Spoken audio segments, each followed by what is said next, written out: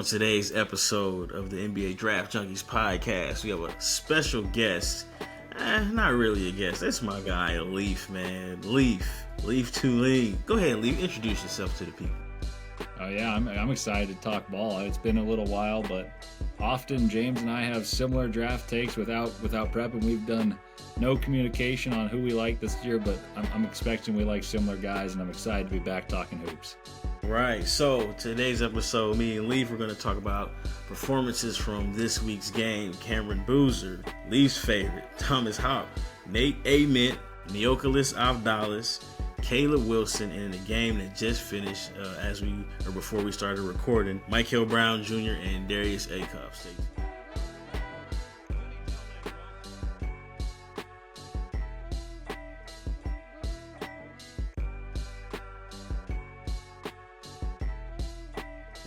Appreciate everyone for tuning in. We got a lot to cover, so we'll spare you the nice talk here. Let's get right to it.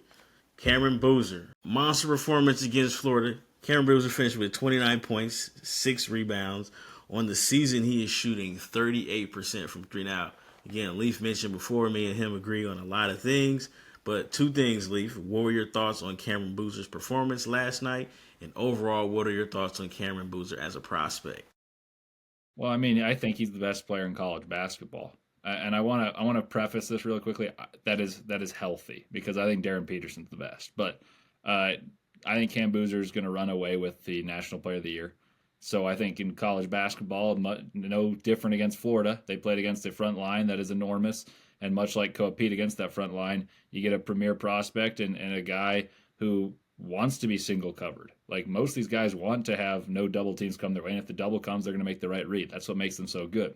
Against Florida, Florida's stubborn. They don't like to double team. So Cam Boozer knew it was his turn to feast, and he had 29. And I was impressed. I think he made the right decisions. He was less efficient than he has been in some games, but still efficient when compared to playing against a massive front line that was the front line for a national championship team. As a whole on Cam Boozer, I'm torn. Is he awesome? Absolutely. But if you look at what I think his role will be at the next level, I have questions, and it is different than most guys that are coming out as power forwards, right? Like you don't typically see this low post bruiser, and he's got more skill, and his shot has good numbers so far, but I'm not a complete believer in his three-point shot. And so I'm a little torn in terms of, can I put him number one? Productivity would say yes. For me, I'm dead set on Darren Peterson being the number one. Like I would be absolutely stunned if I changed that to him. And for AJ and Cam, it's a fight for two. And I go back and forth right now. I don't have a definitive one. I have a guy I lean towards. Cam is the better college player. He's the guy I think is safer. I don't see it quite as much in terms of the way he scores, right? Like if you're going to watch basketball and you watch Cam, he's so accustomed to being stronger than everyone, and he gets to the rim and scores with these awkward angles from without jumping. And he scores from a shot that's giving space because they're scared of him driving. Does that happen in the NBA? I have a lot to pick a bone on AJ too, but Cam's not this prospect that should overcome a guy like Darren Peterson, in my opinion. I guess the way I'd preface it. Like people saying, oh, he had 29 against Florida, therefore he's the number one pick. I think that's way too strong an overreaction. The people saying, oh, those nitpicky things I just mentioned mean he's not a top three guy, I think are crazier. I think it would be crazier for him not to go top three than it would be for him to go one.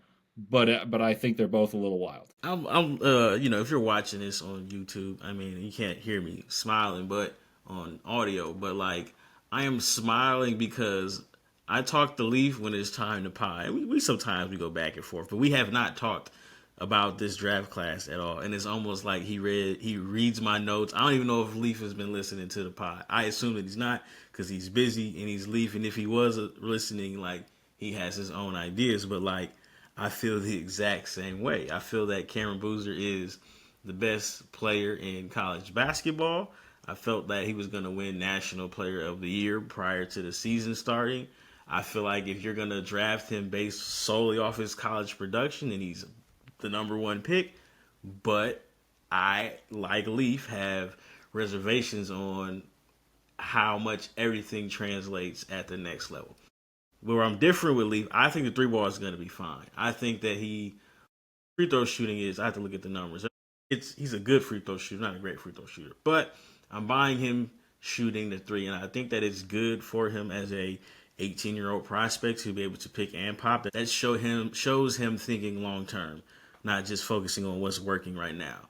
My issue with Boozer, or what I am not necessarily hesitant on, but what I'm definitely like, I'm going to be nitpicky. You have to be nitpicky. Like, there's three excellent prospects in this draft, and it's the rim finishing for Cameron Boozer. Like you mentioned, Leaf, he shoots at odd angles, can't really jump in traffic. He doesn't have that level of explosion. I don't really question his touch in the paint. I think he has good touch in the paint. It's just how much of him being able to be a battering ram and finishing over guys is going to translate. If it works, I'll be the first one to tell you I am wrong. But I'm just trying to figure out, like, is that going to work? It works. It has been working in instances against these Power 4 schools. But even in that Florida game, like in the second half, I believe there were like two layups that he did finish, but there were like four or five where you could tell the length bothered him. So on this season, Cameron Boozer, I have him down shooting 55% at the rim in the half court on layups.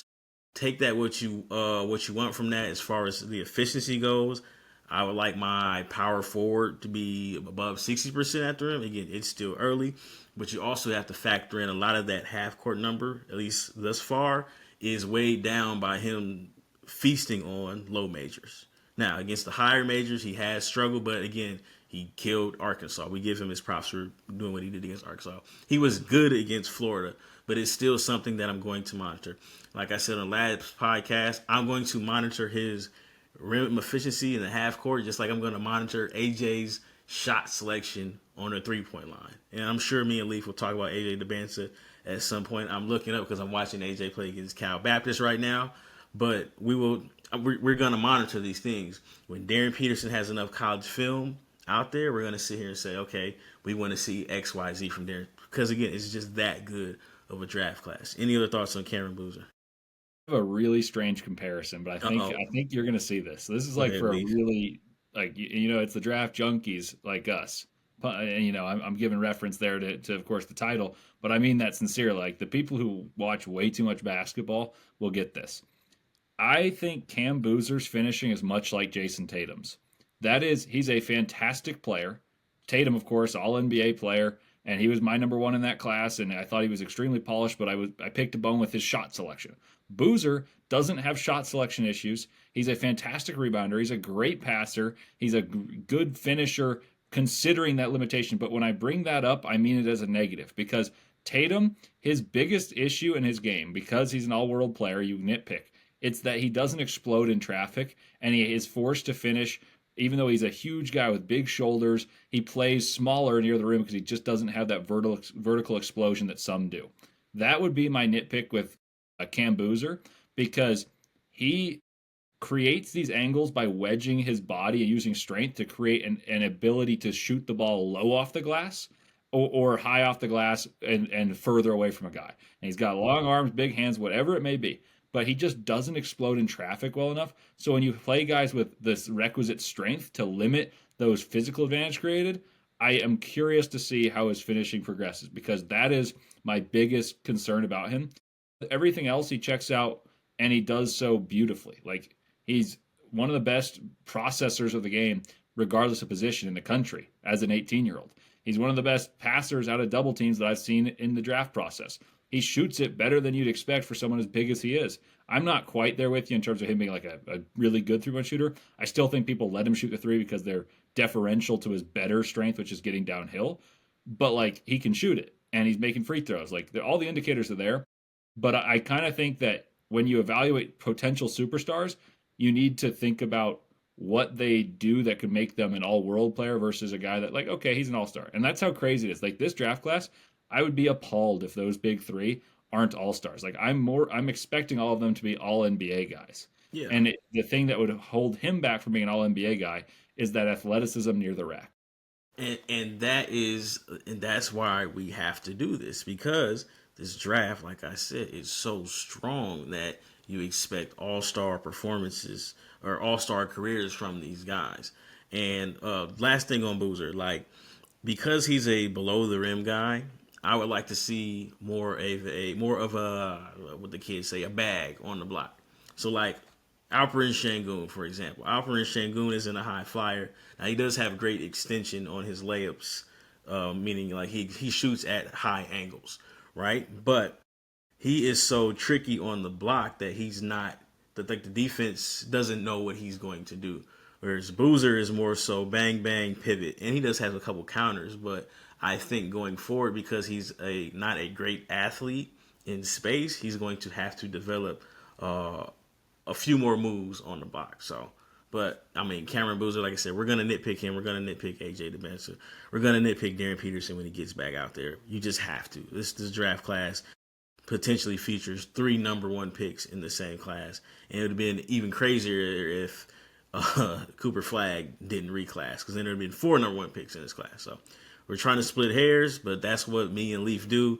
Man, it's good to have Leif on the show, man. Leif, I say some stuff and I'm like, man, am I crazy? And then I talk to Leif on here and I'm like, you know what? Maybe I'm not crazy. Or maybe me and Leif are crazy. But either way, it's good to have Leif on the show. In that same game, Leif's boy, Thomas Haugh. I want to say Leif is one of the first people that I saw, not just because I was working with Leif this time last year, but Leif was like, you know what? Florida's best player, their best NBA prospect is Thomas Haugh. Thomas Haugh finished with 24 points, 6 assists. On the season, he's averaging 19, 7, and 3. He is only shooting 32% from 3 on the season, but he is playing the 3, which I at first I was like, but I get it. He's versatile, and the more positions you can play, the more valuable you are. But this is your boy, Leif. Please tell me and the listeners about Thomas Haugh and why that you are the you have prime real estate on Thomas Haugh Island. I mean, if anyone tweeted about Thomas Haugh being an NBA prospect before me, I would love to see it. Um, Thomas Haugh, to me, last year, they had Walter Clayton. He was the best college player. He's on my Utah Jazz, but I'd still take Thomas Haugh as the best prospect on that team. And the reason being, I'll start with last year and work to what he's doing this year, because I've actually been really impressed with him transitioning to 3. I was a little bit skeptical of the move. I thought he'd be a good player regardless, but he's done it more fluidly than I thought. So my initial premise on why Thomas Haugh was an NBA prospect and a first rounder, even in November of last year, I think that's when I first put out a tweet about it, was essentially every time he is in the game, Florida ends up like winning by more. Like his plus minus, and plus minus is not a great stat to evaluate a player until it is too abundantly clear that this guy's a winning player. Every time he was in the game, especially with Alex Condon, they ended up extending the lead. And they already had pros on the roster. Like Will Richards playing 20 minutes a night. And all of a sudden he'd come in for Will Richard and Florida got better. They would play him at the 4, and he did not sacrifice strength. He could rebound with the big boys. He could step out and hit threes. He plays hard, shuffles his feet, passes the ball, and he's willing to play a role. And what stood out to me then was just how fluidly he moved in defending pick and roll, which is not something you expect from a guy who's 6'9". You don't expect him to be like a shot alterer. But what he is someone who snuffed out things with his footwork. He was strong enough to guard in the post against Janai Broom. He was strong enough to do it against some of those big boys in the SEC of what was the best conference ever in college basketball. And then offensively, Florida's ratings with him and Alex Condon in, they were the best 2-man combination in all of college basketball, bar none. Better than Cooper Flagg and Con Knipple. And when you look at it, I thought, okay, Condon's good. He's really good. I like him too. And he was a preseason player of the year candidate, first team All-American by the preseason. Cooper Flagg was the guy for Duke, right? And so you'd say, wait a minute, like Cooper Flagg and Con Knipple went number 1 and 4. And I digress a little bit here, but the reason they were able to be so effective offensively was not because one of these guys is Cooper Flagg. It's not because they're Con Knipple. It's because they're both incredibly intelligent, and Thomas Haugh would cut perfectly on time, defensively rotate perfectly on time. He'd shoot the open one, play unselfishly, rebound, and when it was winning time, no one gets more 50-50 balls than Thomas Haugh. So I transitioned to this year. That's what alerted me last year. This year, he's been given the ball and asked, hey, we need 20 a game to win because our guards are bad. And that is, okay, a side note, I love college hoops for those of you who are just tuning in. I tweeted nonstop all summer that Florida's guards are bad. So maybe it's a slight victory lap. But I'll say this. Look, he's getting no help. He's individually creating buckets, shooting well from three. It's not like, oh, now he's going to get someone quicker, so people are going to, like, he's going to back him down the post. No, they have 2 7-footers inside. So he's having to do this from the perimeter. Yeah, he's given advantages by screens. They run good offense, but he hits open shots at a really good clip. Athletically, he's driving to the rim and not being stopped by guys who should be more fleet of foot than he is. And he's getting to the rim, finishing with authority, shooting better from the free throw line, and he's rebounding at a similar rate. Like, this guy is a winning player. I'd take him top 20 in the draft. I mean, what can I say? Only thing I can add to that is I dropped my mock lottery yesterday, which was Tuesday, and I got picks 15 through 30 dropping by the time you listen to this. So you'll see where I am on Thomas. I have him as the first round pick. Spoiler alert! You just have to tune in to see where I have him. But he's definitely somebody I think, regardless of him being an older prospect, he might be the second best upperclassman in this draft, depending on where you have Yaxel Lindenberg. But Thomas Haugh he's legit. So definitely, again, I reached out to Leif and I told him I wanted him on the show, and it just so happened that Thomas, like, the stars aligned because Leif is one of the founding fathers of the Thomas Haugh stock exchange. Ament, Tennessee forward freshman. He struggled the other day. He finished against Syracuse, 11.6 rebounds, 2 of 10 shooting. He has struggled against basically every Power 4 matchup that he's had. I think he had one decent game. Nate Ament he's rebounding well in the season. He's getting to the foul line, but he is struggling to generate good looks for himself. He's struggling to finish at the rim. And for someone who was billed as a shooter, he's struggling to make open shots. I've talked at length about Nate Ament's struggles. I wrote an article about how the Kevin Durant comparisons were just flat out unfair to him. And he's the next guy in the long line of tall, skinny guys that can kind of dribble, can kind of shoot, that get that unfair comparison, and we have to evaluate them differently. But this is Leif's time to shine. Leif, your thoughts on Nate Ament, his game against Syracuse, and also Nate Ament as a prospect? So the Syracuse game in it by itself would not concern me tremendously. The fact that it's happening repeatedly does concern me. And I don't know if you and I talked about it or Raphael and I talked about it, but I was skeptical of all the Nate Ament buzz because I just don't think a guy that is kind of the late bloomer of a class. Like, everyone knew who Darren Peterson, AJ, Cam, Koa Peat, like Mikel Brown, all those guys were known commodities for years and years. And usually those late buzz guys end up not as like pronounced initially in their impact playing college basketball, right? Because the guys who end up having the big time impacts early are the guys who have been great forever. And it's not an adaptation to have the ball in their hands and need to make big plays against guys that are stronger than them because they've done it at every level. And all of a sudden they're the senior in high school. It's too easy. But it's been easy for them when they were sophomores playing against seniors. I never felt that way when I watched. I'll admit I didn't watch a ton of Nate Ament in high school. But when I did, I felt like he was a traits guy. But the impact of his play was not as profound. Explain to me what a traits guy is. Explain to the new listeners who've never heard Leif Thulin say a traits guy. He's long and he has a good shooting stroke. But, I mean, I've been burned on this before, and I'm sure all the evaluators have. But I've often liked guys that I think, hey, it looks like he can shoot, and it looks like he can dribble, and he's long. Therefore, he can figure it out. Those are the players that have tricked me the most because I salivate over the potential, right? And instead of seeing that, what I'm seeing is a guy who doesn't have much wiggle. Like, when I watch him play, I see a guy who plays upright, and he doesn't necessarily have the bag that everyone said he did. Like, and we'll talk about AJ. I have a similar take about AJ, but they're totally different athletes. But when you watch Nate play, he's upright, and so he gets pushed off his spots. And so when he's dribbling, it's really a line drive to the right, and it's either a spin back if he goes left and he's going to get to the free throw line, or shoot up an off balance shot. And like, he's going to get stronger. That one does happen, but the shot isn't this like, wow, he's never going to miss type of guy. Like, you're surprised when he misses. His shot's missing left, right, he was strong on an air ball against Syracuse. Yeah, and so for me, the thing was he's being unfairly punished by evaluators like us for his meteoric rise prior to the season rather than what he was as a prospect. Like, I kind of think that if you were to go a year ago today, you'd almost say, okay, like this guy's up and coming. I would be happy to monitor him. Maybe he's a first year. Maybe he comes out of the as a one and done. Maybe he comes back to school.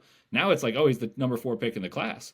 That was the expectation before the season, and I don't think that's fair to what he's been. But that's what's hurting the perception. Like, could he rise up and have a really good finish to SEC play? I remember I have a buddy, and I've referenced him to you all the time. He's a big Duke fan. We always argue about prospects because Duke has a ton. But I told him that Nate Ament's the guy when they played Duke that is going to get overvalued because of archetype. And you said it about Kevin Durant. It's Brandon Ingram. It's all these different guys. But the issue, Brandon Ingram is the most successful of the Kevin Durant sons. Exactly. And that's the scariest part because Brandon Ingram is an all-star and he's a really good player, but he's been traded numerous times. And you don't see that happen. And I talked about that with Ace Bailey. I think Ace will actually be a better player than Brandon Ingram. But I digress here. My larger point is about Nate Ament. You're seeing a player that has all these tools that you really want to be great, but you're not necessarily seeing them at any level dominate. And what I've taken is production more than projecting it because what are you projecting for him that you've seen in the college basketball level? And that's my concern, right? Like he's just too upright and the shot's not good enough at this point. So I told my friend, I lost my own track of thought because I'm so excited to talk ball. My point was when they played Duke in the exhibition, I told him that I wouldn't take Nate in the top 10 if it were based on actual basketball. And so it's going to be a team that has the requisite picks and security. Like the Thunder could take him and I wouldn't bat an eye. But if I were the Utah Jazz drafting him, I would be terrified. I would be absolutely terrified. And so I told him, he's the type of guy that's going to get someone fired because I wouldn't take him top 10, but there's going to be one guy that's like, oh, you know what? Like he's got so much talent, therefore he needs to go. So I'm out on Nate, but I want to say that if he grows and his upright nature can become stronger and he's able to play with more leverage, he becomes a far more appealing prospect because his shot's not broken. I'm not saying it is. I just don't think he's the shooter that everyone billed him to be. I think learning how to play less stiffly, I just probably made that word up, but you understand what I'm trying to say.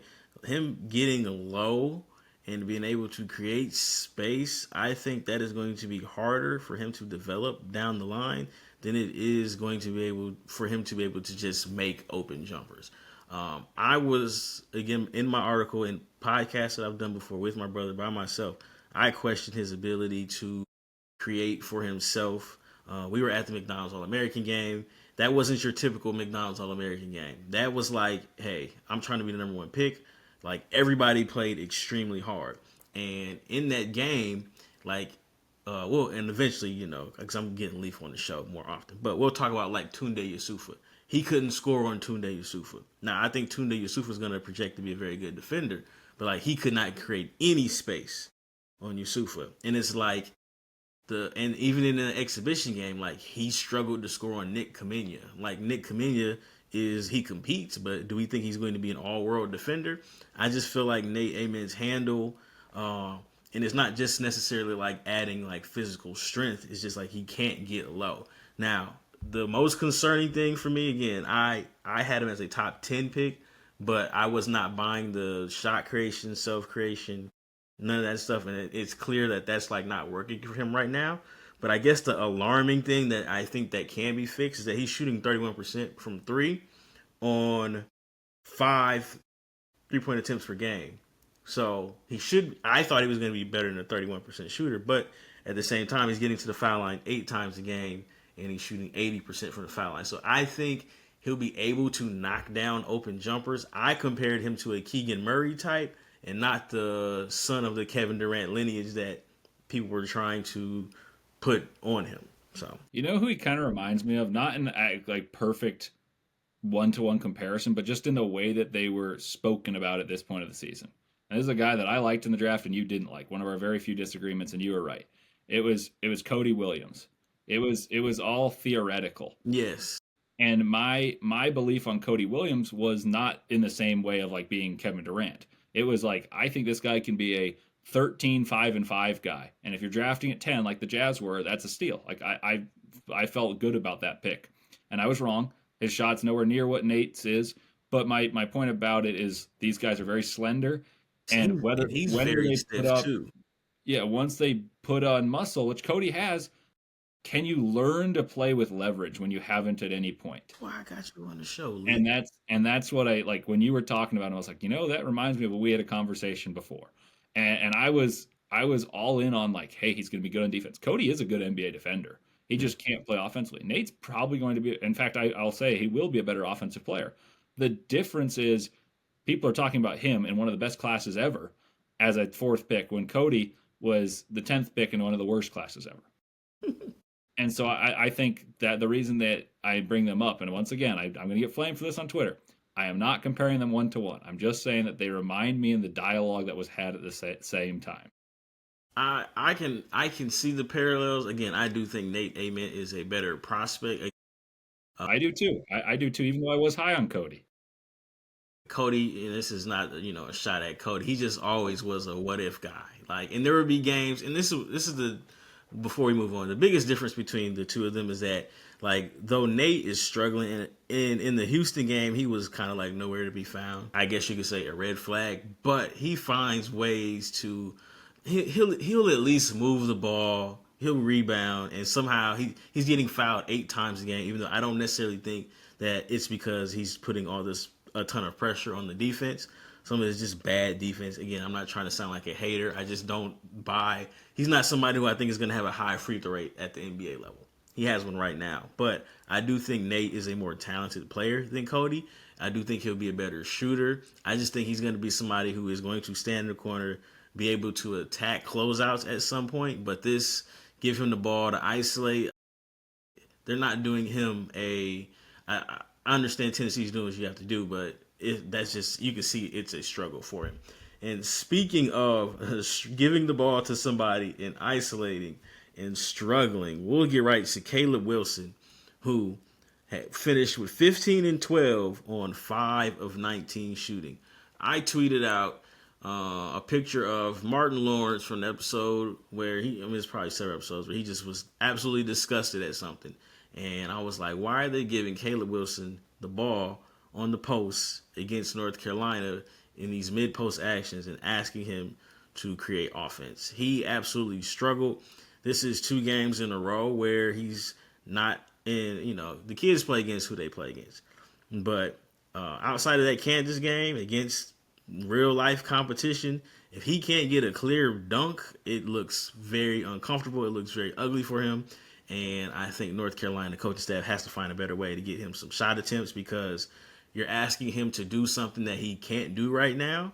And it's just not winning basketball. I like Caleb Wilson. I have him at 4, but at the same time, he could kind of go either way because at 6'10", you're talking about a power forward who is not stretching the floor right now, who has questionable touch in the paint, but he's a great athlete. And he's a very good rebounder. I'm leaning towards more so him being a John Collins type of player and maybe some of these other comparisons. I know a lot of people want to throw out the Marvin Williams because they both are dark-skinned dudes that went to North Carolina. I can't co-sign that one. But I think if you look at John Collins coming out of Wake Forest, he was an athlete, play finisher, turned himself into a good shooter, but he had his best statistical seasons when he was playing small ball 5. When they brought in a center and he had to space the floor, those rebounding numbers came down. And now he was 19 and 8, I think his last year at Utah. He's still a solid player, but he is a play finisher through and through, and that's what I think Caleb Wilson is. What are your thoughts on Caleb Wilson? I'm right there with you. It's perfect analysis for what I think. So interestingly, I kind of got there in a different way than many though. I came in kind of low on Caleb Wilson because I thought this guy can't shoot and he's playing the 3. And if you're playing the 3 at Carolina next to Jaren Stevenson, whom I did really like and has not panned out, but anyway, 6'11" and moves his feet, and then Henry Vasar, who I actually really liked a couple of years ago and now maybe a prospect, you're probably not going to be super featured on offense. And if you are, you're going to be inefficient, was like my whole premise coming in on him. And he has vastly exceeded my expectations because he's fearless. He gets to the rack and he rebounds at an unbelievable rate. He's playing the 4 at Carolina, so I think that does, like, my analysis wasn't completely off. It was just I did not think that they'd play him there initially. And he rebounds tremendously, But I've been on the page of like he should play the five, and if he's a four, like you need some Mm. super versatile five. And I was trying to think of like what's the best case outcome for him. And I came up with one I do not think he can achieve, but it's like Chris Bosch in the sense of like he's super twitchy. Like he's probably more twitchy than Bosch, but like Toronto Bosch, granted I was a little kid for much of this, but he had really good footwork and he's got this, ability to go dunk on your head, but he can do it from the mid post. He can step out and hit a mid range jump shot and you isolate it. But you don't want Caleb Wilson to do that. Like you want him to be an athlete and a play finisher. So I was trying to think of the best case, and the NBA right now doesn't have many Caleb Wilsons. They don't Not have at the many, four, at least. especially that's exactly right. They don't have him at the four, and if he's playing the five, everyone's going to say, "Oh, he's got a guard, this and that." I think physically he's most similar to Nick Claxton. I was doing a deep like thinking about this, and my friends and I were texting about it because one of them's a Carolina fan, and he brought up Claxton. They have pretty much identical measurements. Claxton's a little bit longer, but if you were to think about it, like I don't want the fourth pick of the draft being Nick Claxton, not Nick just like Claxton has gotten a lot better, but in this draft, even after 3, I don't want Nick Claxton at 4. But go ahead. yeah. I mean that's and like I don't know if they're 1-to-1, but I'm just thinking of like what players have physical measurements that are similar that play the five, and if you play the four, I couldn't think of a four that in today's NBA that plays his way. So I do have Caleb Wilson above Nate Ament, but in my head, Nate Ament's got a higher ceiling still, which is Mm. scary considering I'm not high on Nate Ament. So whereas everyone sees 15 and 12, I saw the 5 and 19 and said, well, they isolate him at the mid post. No one's going to do that in the NBA, but also like if you're picking four, you're trying to get a transcendent talent. He's a transcendent athlete, perhaps. Like he's a fantastic athlete. He's a really good rebounder, but you don't have a guy you can put the ball through. And I'm a little concerned about that. I'd still take him in my top 7, but I'm a little less fond of the fourth pick that he's been like shoehorned in because everyone's like, oh, Ament's not been very good. Let's put Caleb Wilson there because he's put up monster numbers. Like the process concerns me compared to the way the NBA scores. That the thing about him though is he is tenacious. Like you won't draft a bust. I just don't know if you draft a star, and that's what you're trying to do, particularly in this draft class. But you know my philosophy: if you're drafting in the top 5, that means you're pretty terrible unless you've gotten the OKC's trade luck. And in the case you're pretty terrible, you want a transcendent star, and I just don't see that from him. I do think he's going to be a productive player, but I can't find a perfect comp for him.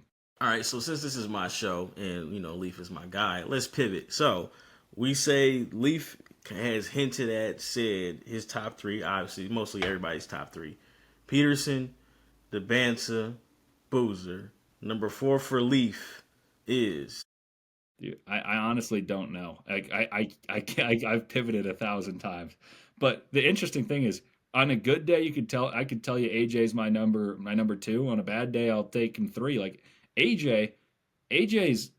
We'll discuss him later. I don't want to digress too far, but like Yeah. We'll get to AJ. So Leaf is doing something I did not expect Leaf to do, is just not have I, number 4. I just don't feel confident in having a right answer here. Like Okay, that's fair. So let me tell you who I have in play at number 4, which is a perfect segue.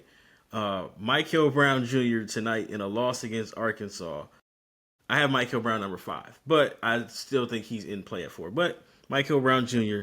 and I'll explain to you why. We might disagree on this one, Leaf, but we'll get to it.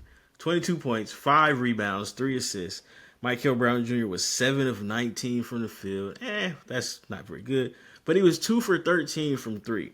So here's my thing about Mikel Brown Jr. I've said it before, and I'm going to say it again. And me and Leaf have the same like draft philosophy. If I'm drafting in the top 5, I want somebody who can return star value. I think Mikel Brown has a lot of those. We talked about that word, traits. He just has to figure out who he is as a basketball player. And tonight was the perfect example because he shot 13 threes. I want to say the last 2 were some heaves. They were down 9, 10 late in the game, whatever. So let's just say he's 2 for 11 from 3, which is still bad. He probably shot 7 threes tonight that I don't think were good shots. And coming out of the second half, it looked like the coaching staff, maybe his dad, because I know his dad is real close, might have texted him at halftime and was like, dude, go to the basket. They can't stop you from getting to the basket. And what does he do, Leaf? He gets to the rim. He started off in the first half. He dunked in traffic with the left hand. And even in the first half, as he struggled, he got to the foul line twice because he was going to the basket. But for some reason, I think that in his mind, I think that because they say he's a gym rat, I think his shooting is behind schedule of where he is mentally as a shooter, if that makes sense. I think he wants to take Damian Lillard shots. I think he wants to take Steph Curry shots, but he's not that efficient. And he gets caught up. And I'm not blaming him for this loss against Louisville, against Arkansas. I'm just saying that there are random number. There are 5 threes he takes a game where I'm like, you're bailing the defense out. Because he's 6'5", he can handle the ball, he draws a ton of fouls, don't settle. I think once he figures that out, eventually, hopefully he figures it out this year, but if he figures that out, I think he's a franchise level point guard. Leaf, your thoughts on Mikel Brown Jr.? That was who I was going to pick it for.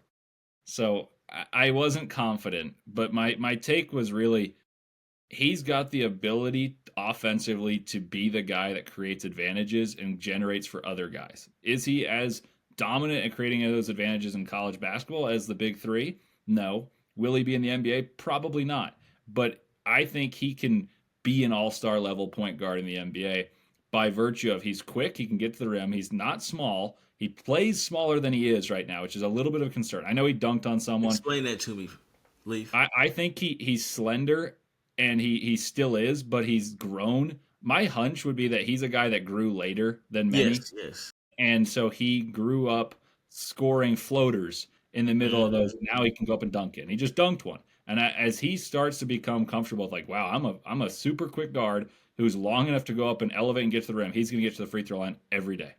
I think at times he shies away from contact and he plays timidly. And when I mean timidly, it's not like he's bashful from shooting. Quite the opposite. It's he doesn't put the onus on the defense to guard him as if he's the star. He bails them out with bad shots, like you were saying. So he would have been my pick based on my philosophy of I think he's the fourth most likely player in this class to become a star. So I would have taken him 4, and I think I know I just said like I'm not the biggest Caleb Wilson guy. I think I'd probably take Caleb Wilson 5 if I had to pick a top 5 right now. But when I answered like I don't know, I had to really think about it. Is it a good enough proposition to take a guard when you have all these big wings that are in that top 10 area? Is it a good enough proposition to take a guard? And I've decided yes. See, and again, me and Leaf, we just off the cuff right now, but like, I just feel like Mikel Brown bails you out right now, and you know, I'm hoping that the Louisville staff, his people, they run probably the first 5 minutes of the second half, and they say, "See, nobody can stop you from going to the basket." And it's like, I think he's a very good passer too. I think that he can make all the pocket passes. I think he's one of the better passers in this draft as far as not necessarily like a scripted passer, but like reactionary passes, seeing the floor. I think he has that talent. I just think he has to figure out who he is as a scoring point guard. Is he trying to play like somebody else, or is he going to play like himself? And I think that's what like the internal conflict is right now, because if you look at it, like the Kentucky game, right? He took over that game, and he didn't take over the game with his jump shot. He took over the game because guys couldn't stay in front of him. And then when you help, he is a good enough passer. He can find teammates. And even like tonight, they were down 20 at halftime. He decides, you know what? I'm putting my head down. I'm getting to the basket. They cut the lead to 10. And it's not just him, but like Louisville, they're gonna shoot a bunch of threes. I am not the person to tell you not to shoot threes. I think threes, if you're going to take jump shots, if you're going to take a contested jump shot, it probably should be the one that's worth more. But at the same time, you shouldn't bail the defense out. He's like, and we keep bringing up AJ because he's playing in my TV in the background. He's like the inverse of AJ. I think AJ bails you out by driving into the defenders and not shooting open jumpers, versus Mikel bails you out by taking contested threes when he can get to the basket. I'm right there with you.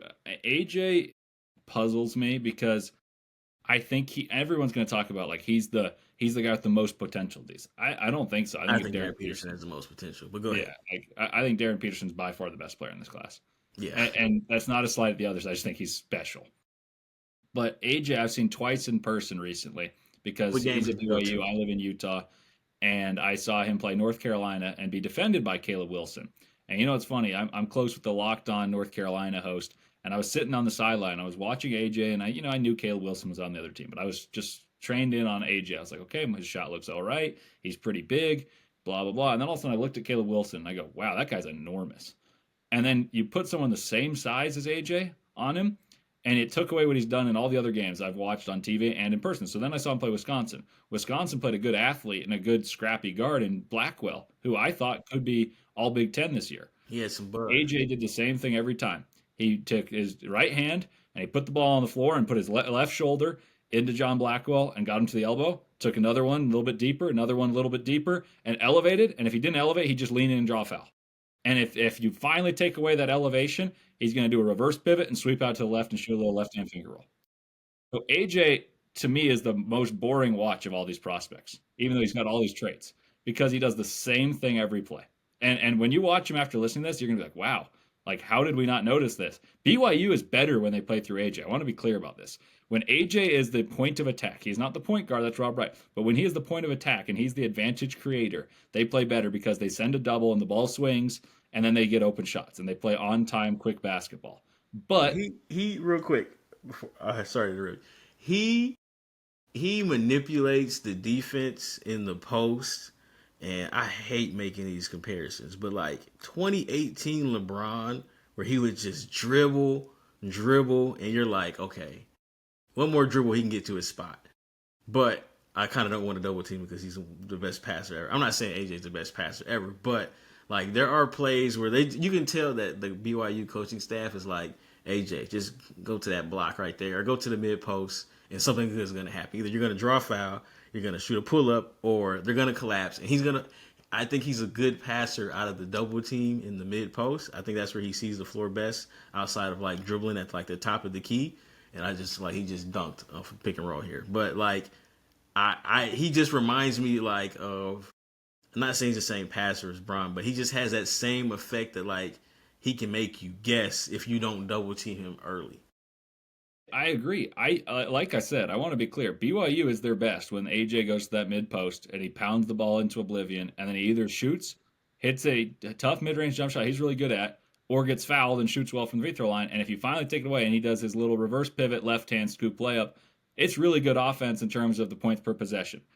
But the reason they're better doing that than when Rob Wright handles is because he creates the advantage of, oh, should we double him? Should we not? If they don't, he scores. If they do, he swings it, and then all of a sudden Richie Saunders is way better. Yes. Rob Wright doesn't fit with AJ. I just want to that's a college basketball take. Yeah, And I've been very I agree with you. But here's a question I have for you and anyone listening. AJ, when we came up, here are the traits that I heard most about him. That he's got such a good handle. He's so twitchy. He's like a twitchy Ace Bailey. Like you hear all these different things. And then you say like he's got a really good shot at 6'9".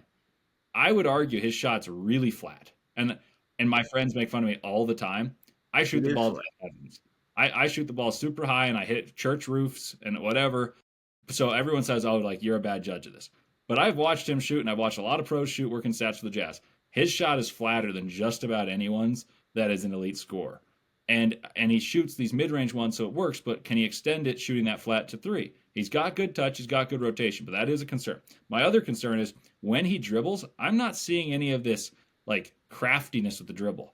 I'm seeing he's coordinated and he's long, so he's able to switch further than most people. But when I think about twitchiness, I'm not seeing him explode. Like Caleb Wilson's a freak athlete.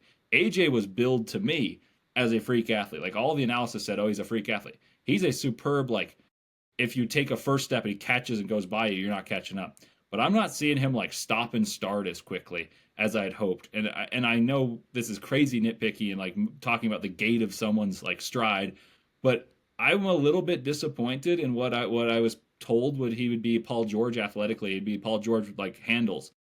And I don't see the handles. I see him being physically stronger than guys. and taking advantage of it. Does he have it? Sure. But when I watched him play, the only person he's played this season big enough to guard him, which is Caleb Wilson, he got shut down because he couldn't drive by him.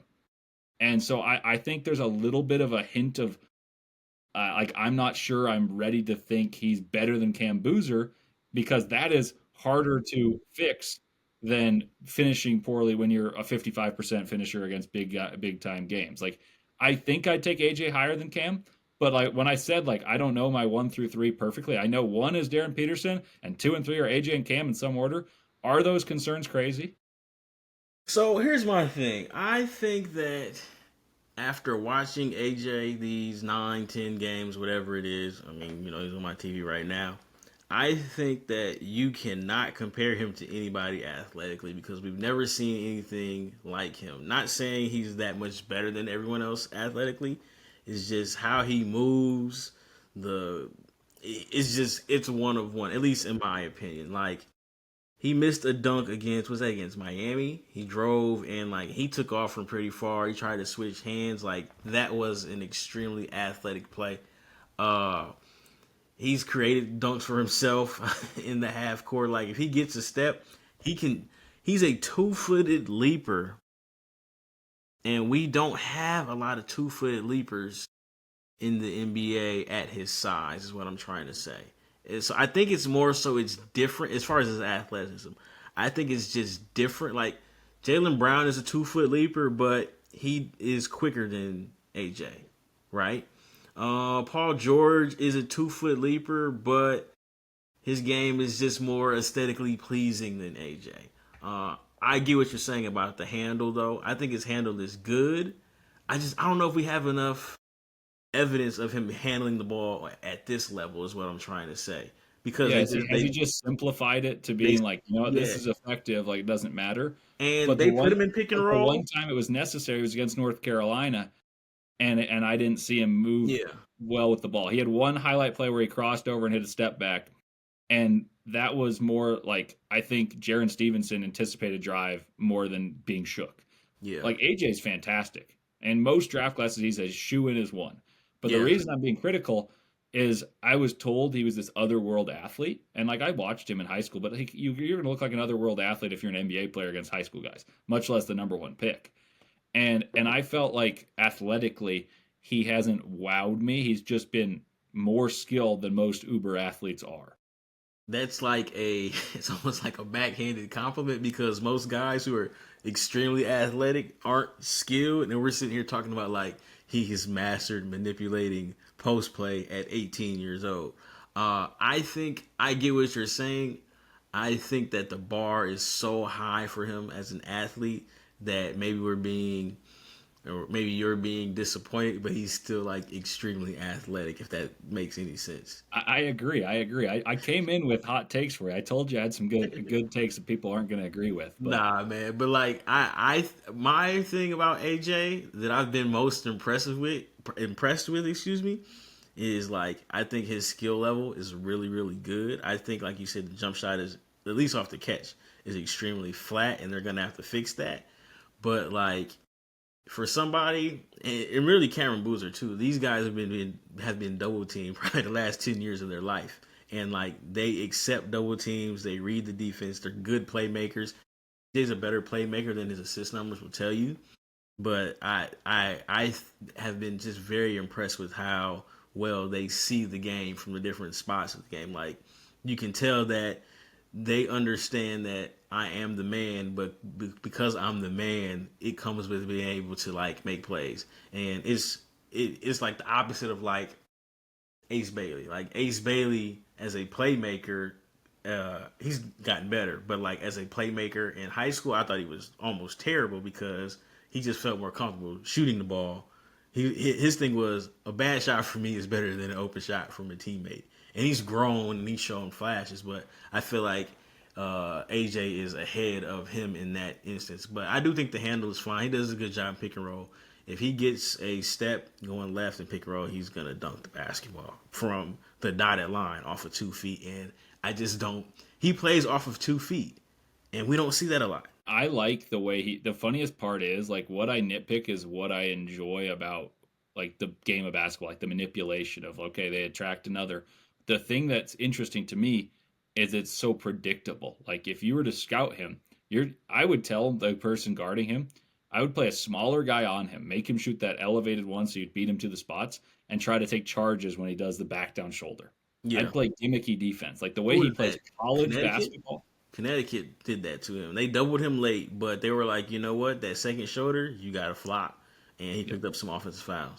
And I would do that every game, and I would play someone smaller than him so he feels incentivized to shoot a fadeaway. He's going to make plenty of them, but like I feel like he's more game planable than Boozer. Hmm. But I think he's the better prospect. Like I I've felt pretty set on my 1 through 3 for a while. The thing about him and Boozer is when one of them has a good game, the other one will have a bad one, and all of a sudden like the overreaction and bad relatively speaking. Relatively speaking, yes. And it'll be like, oh, like this guy did something spectacular, and the other one, had a pedestrian 18, and I'll like buy into it a little bit, and I'll overanalyze the negatives. They're both fantastic. I would go my 1 through 5 right now, but like I would go Darren Peterson in a tier by himself. I'd go AJ 2, Cam 3, Mikel Brown 4, and I think I'd go Caleb Wilson 5. But I like 4 through 7 could go any which way. All right. Two things before we go. I do want to mention Darius Acuff. I thought he played extremely well tonight. He finished with 17 points, 5 rebounds, 10 assists. He did shoot 6 of 18 shooting. Coming out of high school, I wondered about his decision making as a point guard. I thought he pounded the ball a lot at the high school level, on the AAU level, but he's grown as a playmaker tremendously. Which is funny, I did a podcast last week and I was like, they played Duke. He struggled to turn the corner. He got his paint touches today. He was a lot more intentional in getting into the paint. But as a 6'2" guard who I think is just a good athlete, he's going to have his issues there. What are your thoughts overall on Darius Acuff? I liked him out of high school. I like him so far this year. I think their team is so streaky shooting the ball, it makes him turning the corner harder because there's more bodies in the middle. So I think as the NBA spacing comes, I think he will be a better driver, which is not always the case for guys who aren't like tremendous first step athletes. I saw a comparison that said he was like Darren Williams, who's my childhood favorite player, and so maybe I wanted him to be good, but he's not Darren Williams. But I would put him in my lottery. I'm not sure I'd have him as high as some of these other guys we're talking. I'd probably put him 10 to 12. I like it, and he's right now shooting 45% from three. Yes. I don't think that can consistently stay, but like his shot looks good, and I buy his passing. Like I like the vision. What he sees, he may turn it over, but I like that he can try to make that pass more than guys who can't see it. So I think I'm probably a little higher than the consensus on Acuff. Have him again when my fully extended mock comes out. I have him in the early 20s, but he's somebody that again he's growing on me as I feel like he's improving. He's somebody I think that can move up. I just prior to this game against Louisville, he was just struggling to get paint touches, and me, man, I need my point guard to touch the paint. We'll talk about him at some point, but like a lot of people are high on Bennett Sturts, and like I don't think he can get a paint touch without a play being called for him or a clean screen. And I need my we talked last year. I need my point guard to get paint touches. So is Darius Acuff somebody who I could see overtaking Bennett Sturts in the point guard battle? Possibly. My top 5 point guards in this draft, and it's crazy because like the point guard position in the NBA is like it feels like there's never any jobs open because everybody has a point guard, and like you got guys like Trae Young and John Morant who are like, and LaMelo who like might be on the block, and I'm like that's crazy, but it's crazy considering we've seen like their highs, and where they are now is not their highs, but like this is a very deep point guard draft. But if you ask me to rank my top 5 point guards in this draft, I would say Mikel Brown. I'm not saying Darren Peterson is a point guard because he's not a point guard today. I think eventually he becomes your lead guard, give him the ball.